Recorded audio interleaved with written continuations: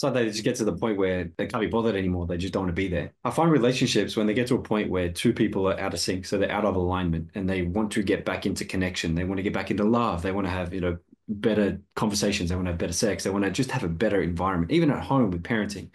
The idea is to go, cool. If we're out of alignment, usually it's a value issue. It's what's important to us, what's important to you, what's important to me, and that is out of alignment. Parenting is a great example. You have two people who are parents, they parent their own ways, but yet that parenting style, that the way they do it, why they do it, is not the same. And at this point, it creates a big divide and a big tension.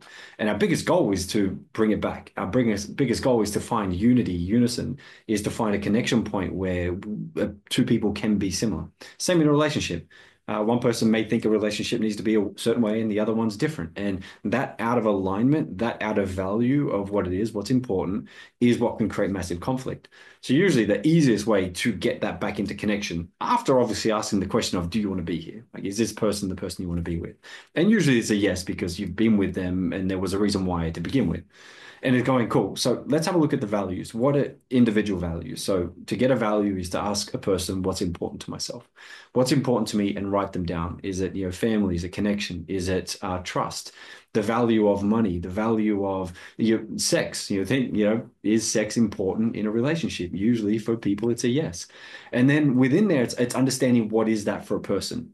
Because how we use our language and how we use our words to define things is what makes that different. So for one person, connection may mean, for one party, sex. It may mean, doing certain activities. Or for another person, it might be time. The connection might be, we spend time together, we watch movies together, we hug, we cook together, and we dance, we flirt. So the idea is to understand both what is the value. So what's important to me, and write it down. Two people, write them down. Right, boom, boom, understand what words fire off where the person, want to spend time in their life. And then ask, why is that important? What is important? And what is that? What is money? What is love? What is connection? What is trust? And within there, the two people can then, after writing that down, can really understand, oh, this is, parenting, how we parent. What's important about parenting? And then write down what's important about parenting. What type of parent do you want to be? Conscious parent? Do you want to be more disciplinary? Whatever it is, but have it written down. What does that mean? What is it? And then looking at each person's and understanding and having empathy for each side. Now, what we can do here is we can actually sit there and start going, let's make now a unity. Let's make a family list of what's important to us. So these are the values that we will uphold as a family. And then you write those values down. So you come together and you go, cool, out of these two values we have for parenting, let's say one person wants to be, a really nice, beautiful, conscious parent, but the other one's like, no, I want to be a disciplinary parent. Within there, go, cool, well, what are we as a family going to agree upon? Yeah, the smacking conversation. You've got do we shout? Do we threaten them? Or are we being kind? Are we moving in? Are we going to use opportunity in order to help a child move through their emotions? The idea is to sit there and go, cool, I'm going to pinpoint what other things we're going to uphold as a family, right? And once a person and once a relationship, once they make that list, that is the list that they uphold to. So how does this work now? It works out in their relationship. If something happens where maybe a person goes away from what that value is that they've agreed upon, it's about having the kind conversation, saying, "You, sweetheart, we spoke about this a month ago, a year ago, a week ago, whatever it is. And I've just noticed that one of our values has kind of been crossed here. And this is how we can share our boundaries, right? It's been crossed. And we said we weren't going to do this action, this behavior, say these certain words.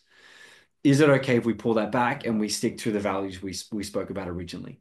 And what we're using there is we're using kind language, we're using beautiful language, artful language to express our boundaries, to keep each other on path. That way we can move forward in a relationship, and you can move forward in a relationship with connection, with kindness, in alignment opposed to out of alignment. So big thing is understand what's a value for each person. Once we get that, boom, write that down. Write down individually, bring them together, and then mesh through the family values.